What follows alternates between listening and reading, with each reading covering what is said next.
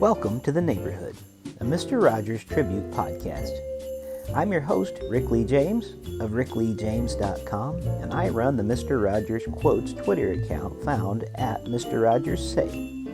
As we again walk into this podcast neighborhood, I want you to know that no matter where you are from, you are welcome here. I'm glad to be your neighbor. Every daughter, every son, every tribe, and every tongue, in the spirit of Fred Rogers and the life of welcome that he lived. Welcome to the neighborhood.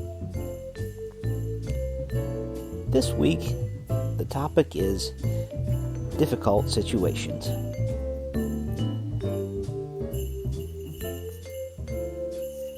Boy, we are in the midst of a difficult situation right now, aren't we? Life is a little harder than it once was for many of us because many of us are still quarantined and we're away in our own homes. And I know things are not ideal in every home. I've talked about it before on this show. And I thought maybe it would do some of us some good, myself included, to hear some words that Fred Rogers wrote to us in difficult situations. There's a section in the book that he wrote called You Are Special, Words of Wisdom from America's Most Beloved Neighbor, and a whole section of that book is dealing with difficult situations, and especially dealing with difficult situations and helping children through them. So what I wanted to do today is read his introduction to the book. He has a note to the readers, and then I'm going to use a few quotes from the section of the book on difficult situations, because even if it's not during this time of quarantine, when you're hearing this episode, we always have difficult situations in our lives at some point or another, and if you're not going through one now, you may be going through one in the near future, and you might need these words of encouragement and hope and help in these times. So I hope this will be something that is beneficial to you. I think it's something that I need, and the words that Fred brings to us, they always just seem to be soothing to my own soul, sometimes to my mind and to my heart and even my imagination, and they seem to be a help. So this is his note to the reader, and it's a little bit lengthy, but I think you're going to appreciate what he says. Dear reader, what is essential is invisible to the eye. What does that mean to you? That saying is framed and sits on a table right beside me in my neighborhood office. Everyone who sees those words from Saint Exupéry's The Little Prince reads them with his or her own eyes. And with what's invisible and essential behind those eyes, just like with the passages in this book, you will bring your own experiences, your own beliefs to every page. That's what will enrich these words beyond measure. The ideas in this collection have come from things that I have learned and thought about for a long time. They come, too, from many people whom I have met along the way. I've been fortunate to have had some extraordinary teachers who have given me some powerful words that helped me learn about life and childhood. One of those teachers was my grandfather, the one I'm named for, Fred Brooks McFeely. He wasn't a teacher by training, but he taught me through his love, because he cared so much about me. I wanted to learn from him. I can still remember his saying to me, "Freddie, I like you just the way you are." That quotation meant so much to me that I've often shared it with our television viewers. Those neighborhood words have very deep roots in my own childhood. Communications for me has always been more than words. When I was just 5, I found I could easily express my feelings through my fingers at the piano. And as an adult, I find writing the melodies and the lyrics for our neighborhood program has been a very important way for me to express a wide range of human emotions. When I headed for college, I decided to work on a degree in music composition. It was during my senior year at Rollins College in the early 1950s that I first saw television. I was appalled by what were labeled children's programs, pies and faces and slapstick. That's when I decided to go into this field. Children deserve better. Children need better. My first television job was in 1951. I was a floor manager for the network music programs at NBC in New York for 2 years.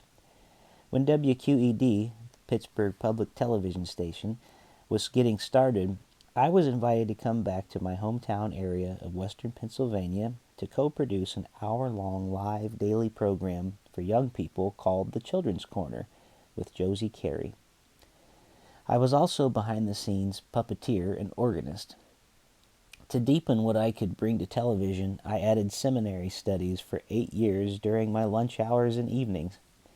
At my ordination as a Presbyterian minister, I was given a special charge to serve children and their families through the mass media.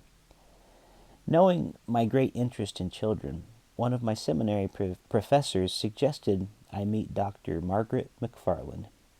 She was the director of the Arsenal Family and Children's Center of the University of Pittsburgh. The noted psychologist Erik Erikson, who helped found that center, has said that Margaret knew more than anyone in this world about families with young children. Margaret became my mentor when I began graduate studies in childhood development. It was natural that we would invite her to be our chief psychological consultant for Mr. Rogers' neighborhood. She generously carried out that duty for almost 25 years. Her death in 1988 was one of the major losses I've had to deal with in my life. It was she who helped me think about the child who grew inside of me. It was Margaret who helped me really listen to children so that I could discover who they were and what was important in their lives, so that my communication with them through television could be meaningful. That kind of invisible essential is a gift nothing can ever take away, not even death. I care deeply about communication, about words, what we say and what we hear. While our television communication might look simple to some, it really isn't. Children are not simple. Neither are adults. I have always given a great deal of thought to how I present ideas during our television visits, and I'm always fascinated to hear how people have used what we have said on television, in speeches, during interviews, and in our books. Often they've used our ideas in creative, productive ways I had never dreamed they could be used. So may it be with the words in this book, which have been gathered from my speeches, songs, newspaper columns, books, and television programs. Once you've read them and made them your own, may they find their place in the innermost part of you, in that essential part of you that inspires you to be who you really are. Signed, Fred Rogers. I should also let you know, as I go into this book a little bit more, the copy that I have was signed by Mr. McFeely, and that's a pretty special thing. David Newell, who wrote in that, and I'm glad to have that in my copy of this book, which I think is out of print now. Well, in the book, in Chapter 7, he has these sayings on difficult situations. It starts with the song, I Like to Be Told. Here are some lyrics from that. I like to be told when you're going away, when you're going to come back, and how long you will stay. I like to be told if it's going to hurt, if it's going to be hard, if it's not going to hurt. I like to be told. It helps me to get ready for all those things that are new. I trust you more and more each time that I'm finding those things to be true. Again, that's from the song, I Like to Be Told. And isn't that true that if we are honest with people, especially children, but even with each other, I think a lot of the problems we're having right now in our world is when leaders are not being honest with us about what to expect or what to see. It can make it a sad and scary place, and it's better if we can be told. I think there's so much wisdom in that. Well, back to the words from Fred Rogers here. For a child, moving through life within a family may be a little like being in an airplane. There may be a lot of rough weather outside, and the plane may shake around quite a bit, but inside, you're safe. Sad, scared, and angry perhaps, but within the special atmosphere of a loving family, even those feelings are safe. When a child learns to trust that there is a loving caregiver right there to help in rough times, he or she can weather most any storm and ultimately be stronger for the experience. Children need adults who realize that losses to children are every bit as painful as losses to adults. Feelings are mentionable, and whatever is mentionable can be more manageable. Whether we're children or adults, adding to our emotional vocabulary can often add to our ability to cope with what we're feeling. Using words to describe what's inside helps remind us that what we're experiencing is human, and mentioning our feelings to others can make those feelings more manageable. It's always remarkable to me that children can find their way through complex and turbulent emotions, bring them to healthy resolutions, and turn out capable of forming loving and lasting relationships of their own. Moving, divorce, and death are, of course, very different kinds of experiences from one another. But whether it's a home, a family structure, or a loved person, the loss is real. The grief can be profound, and it may include a good deal of anger at having had something taken away, as well as sadness that it's gone. Young children don't know that sadness isn't forever. It's frightening for them to feel that their sadness may overwhelm them and never go away. The very same people who are sad sometimes are the very same people who are glad sometimes, is something that all parents need to help their children come to understand. How we deal with the big disappointments of life depend a great deal on how the people who loved us helped us deal with smaller disappointments when we were little. Love makes all losses possible, makes the ego able to accept them. I just want to say a few words in closing. The point of these little podcasts that I'm doing, these little bonus episodes, is not to go on and on forever, but to maybe just give a few moments of reflection, especially about these times that we're in. As we again are in our homes and we're confronted with this scary thing called COVID-19. And many of us have encountered friends and loved ones who have had it. Some have experienced loss, the death of a loved one or a friend or a family member who has had this and has not made it through. Some of us haven't known anyone yet whom it has touched, but it has touched all of us in some way or another. And Fred Rogers was writing about loss and how it is real and it's profound. And really what many of us are experiencing, and we may not know it, is we're experiencing grief right now. And it may not be the same kind of grief that we have when somebody passes away, but there's a grief because of things that have been lost in our life. Most of us know that things are not going to just be normal the way they were before. In some ways, that's probably a good thing. In some ways, that's a difficult and bad thing. There are many things to think about, and none of us know exactly what the future is going to be. Well, that has never changed. None of us ever know the future. But we are all confronted by the profound realization right now that life is different than it has been, and life is going to be different in the future, and we just can't see far enough ahead to know what that looks like yet. And so we are all experiencing loss. There are children in this world who have been born during this time, and they may never remember this moment. What we have lost is not going to be a loss to them.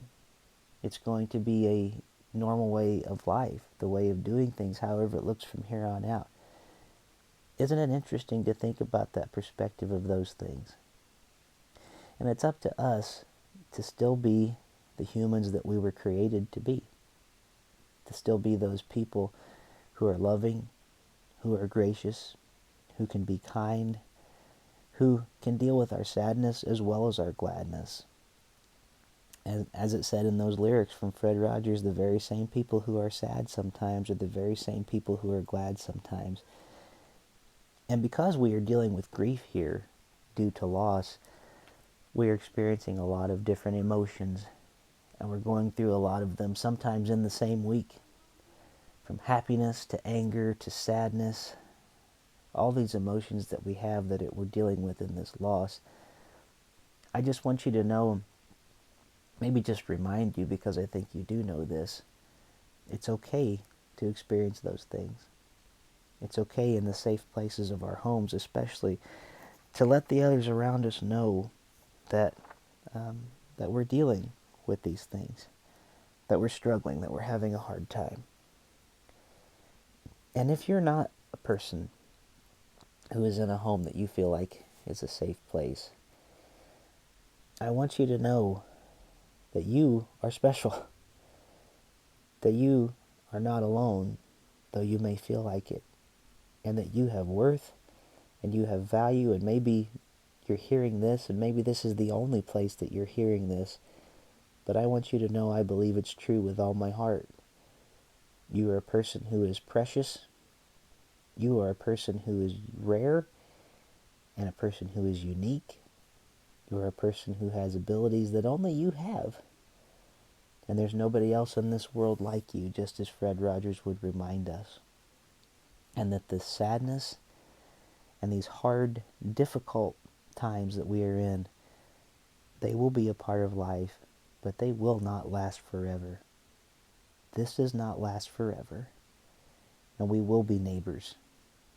And we can be the best neighbors to each other that we can. Right now we do it at a distance, but we're doing it for each other. And we're loving each other as best as we can in this time. Well, I hope this has been a help to you. And I hope that some of these words that you've heard from Fred Rogers, and maybe my brief reflection on them, are something that can be a help to you and a comfort in these times. I'm looking forward to the day when we can go out more and see each other and not stand 6 feet apart from each other, and actually give those that we love and haven't seen for a long time a big hug. But until then, let's keep being the best neighbors that we know how to be and loving each other well.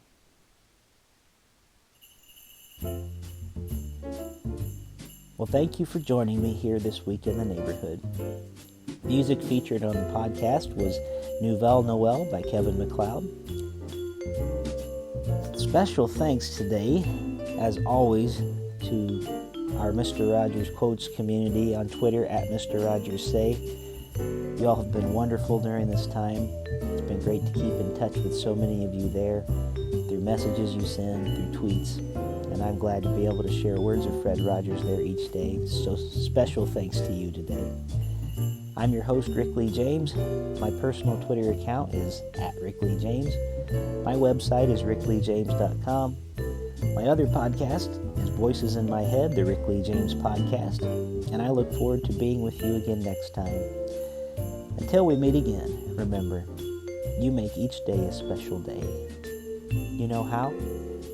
By just your being you. There's only one person in this whole world like you, and people can like you exactly as you are.